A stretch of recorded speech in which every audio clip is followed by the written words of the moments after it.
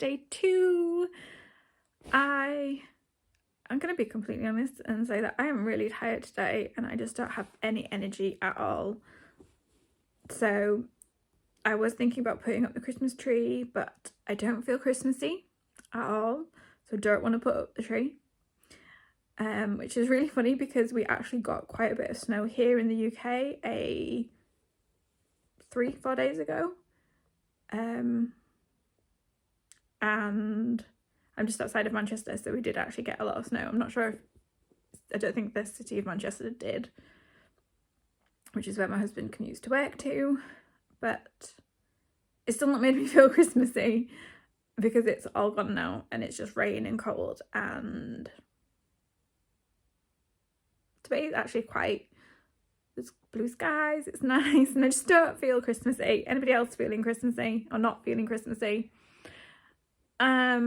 So really today I'm just going to be really lazy and have I'm going to say it's a bit of a do nothing day. I watched some YouTube videos this morning. Lots of people are like first day Vlogmas and they're already putting up their trees, and I'm like, still not feeling it. I might put the Christmas tree in my office up this weekend, I think, but that's about it. Because like, my goal is to get Christmas stuff up by the 15th, before the 15th if possible, but I don't know. So I'm gonna have a bit of a journal and go through some things in my journal, because we are, you know, start of a new month, need to recap what happened last month, what I want to go forward with this month, which isn't a lot to be honest, because I'm actually going to take 2.5 weeks off work, which is going to be very exciting to do. My goal eventually is to take the full month of December off, or like to try and take a full month off, so like the 3 weeks of December and the first week of January. Eventually, that is my ultimate goal, is to take 4 weeks off at some point. I'm getting closer, taking 2.5 weeks off. Normally I take 2 weeks off, so yeah. I think I've done it once. I think it was in 2017, but that was literally because we moved house and I didn't have any clients. I was on a client break. I think that was the only time I've done it, and I remember really enjoying it, I think. So yeah, I'm gonna just have a bit of a recap, see what I want my brain and my business to look like this month, which won't be very much, to be honest. I am, you know, plodding along with everything, but 2022 is just around the corner. I've got a goal year planning workshop coming up on the 8th of December, I think, that I'm planning to do, that someone's running, that I'm really excited about, to help with stuff. And yeah, I'm just gonna have a bit of a journal, deep dive into what I want, what's going on, because like for the past 2 years really I've wanted to start doing, like, have some sort of course, to do some sort of passive income, to open up my income streams a bit more. And what I've realised is that I don't want to do a big course. I don't want to offer a big course, which, you know, not many people do, but you know, brain didn't work that properly. What I meant was, not many people don't not many people don't want to do some sort of big course because of the kind of money that it could bring in, which is, you know, completely fine, but it's just a bit harder sometimes to try and make your business work if you don't want to do a big massive course of something. So it's trying to figure out how to do it to make that work in a way. So yeah, I want to have a bit of a think about that a bit more, I think. And there's been this thing swirling in my brain about how I'm probably not going to explain this very well either. This is how tired I am. I've got like brain fog, my brain's not working. You are the main character of your life. If you were in a book or a film, you'd be the main character. And what kind of energy would you want to bring to that character? And therefore you are actually the main character of your life. So why aren't you living the life that you want to live and having the kind of energy, the looks, the vibe, the style of that main character in your own life, if that makes sense. So that's something that I'm thinking about a lot today too. So I think it's just really going to be a big journal session today. And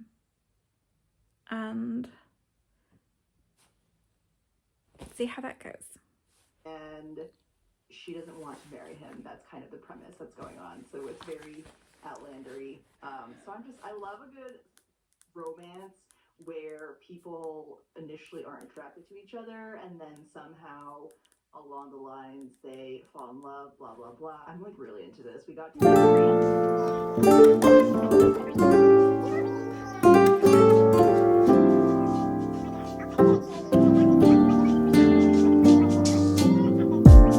so casually keep diving into concrete, so bittersweet, huh? Keep losing sleep while driving in the backseat. What's left of me?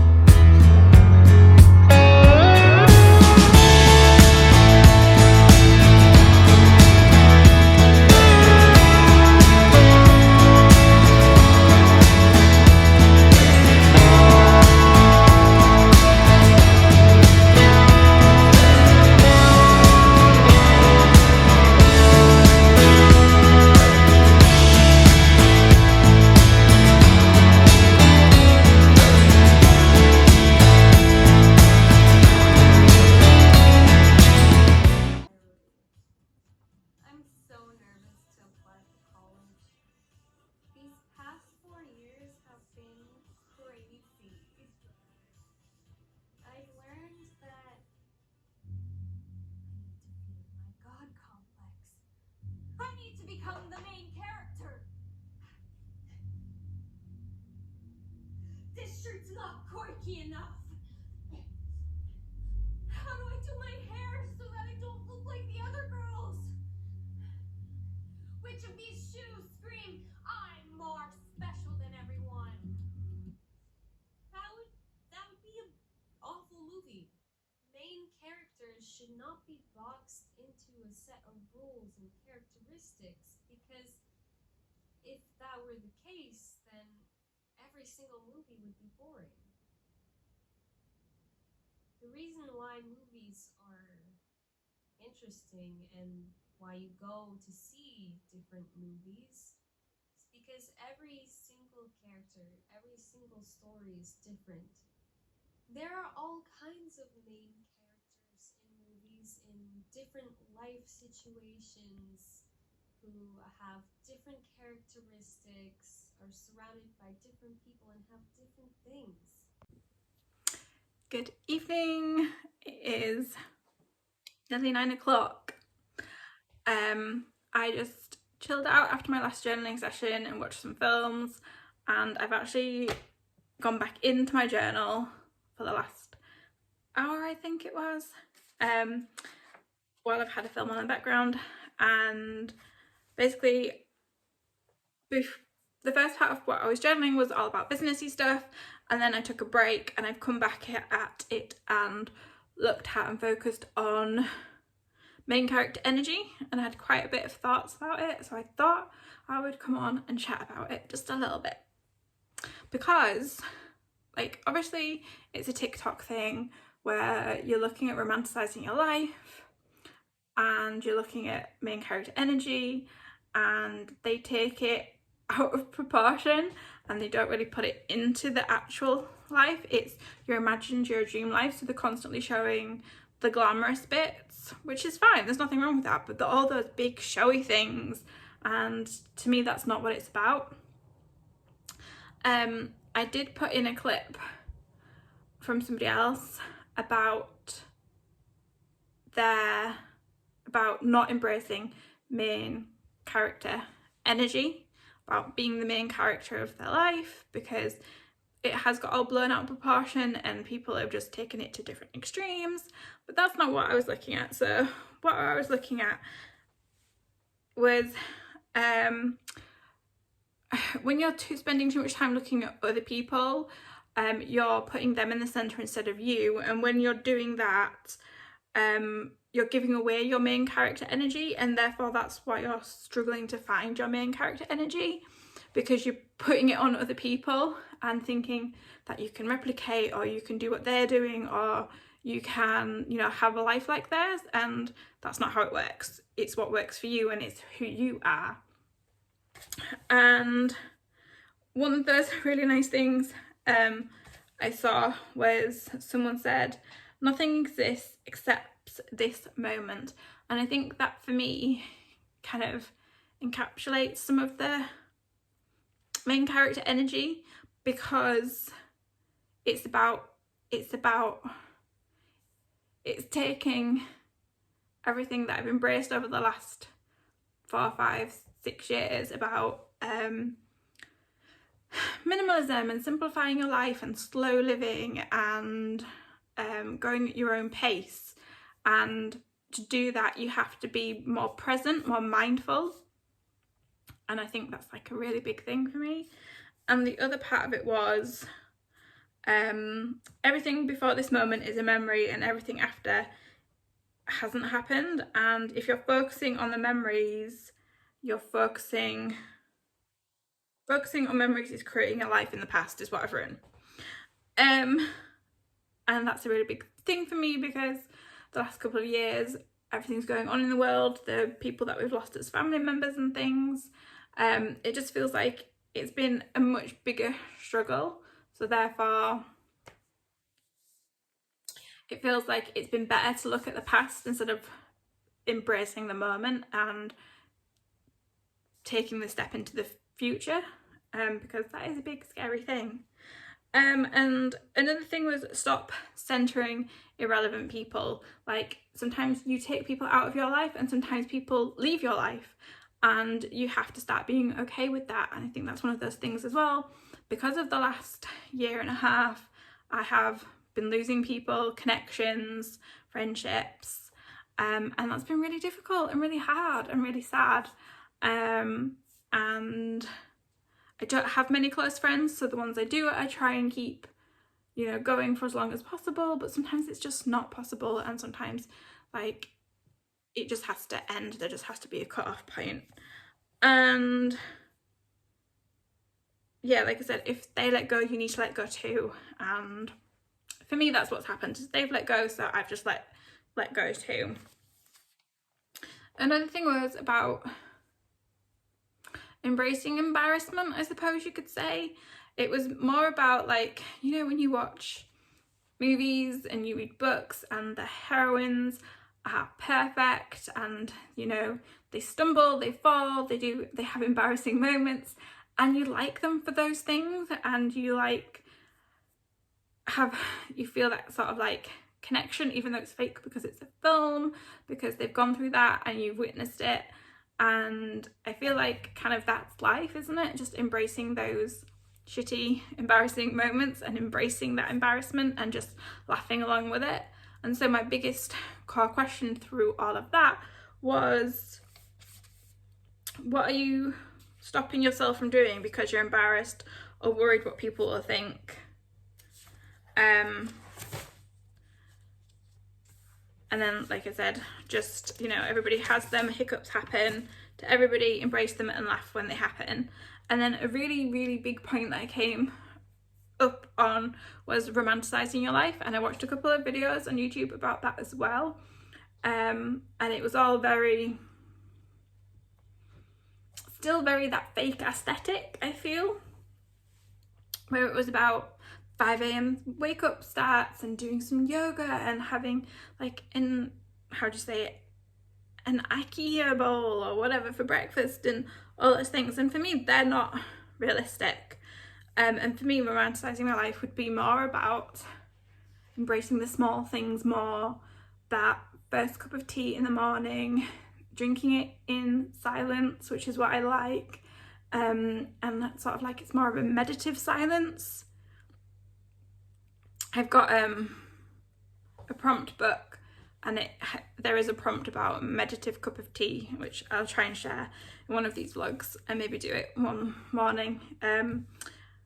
And it's not about having a morning routine that takes 3 hours and packing it full, jam full of stuff. It's maybe waking up early and just chilling out for as long as I need to, not having to do anything in particular, or jumping straight into work if that's what I want to do and that's what I like. It's about embracing the moments, small and big, but maybe focusing on the small right now for me. And making decisions for myself. I know every decision impacts not just yourself, but your family members, whether that's, you know, your husband, your children, your parents, your siblings, those kind of things. It's just me and my husband that have the biggest impact on a lot of decisions that I make. And I will still, you know, question my decision and go to him about something, and he's like, but it's your decision, you make it. And so it's about maybe just me making those decisions and affirming them and being like, right, I've made this decision, I've done it, I can't go back on it. I can pivot forward if I'm still not enjoying it, or I can